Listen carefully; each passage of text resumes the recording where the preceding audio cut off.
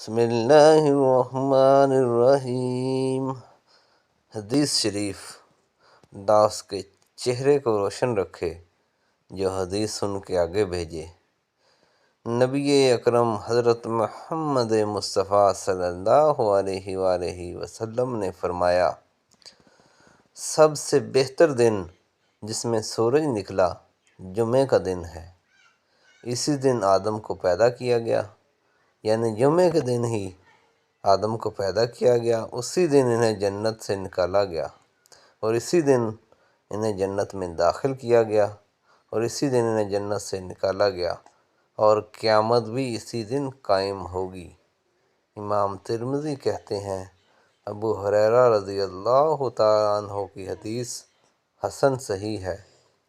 اس باب میں ابو لبابہ، سلمان، ابو ذر، سعد بن عبادہ اور اوس بن اوس سب نے اس حدیث کو نقل کیا، رضی اللہ تعالیٰ عنہ سے بھی ثابت ہے۔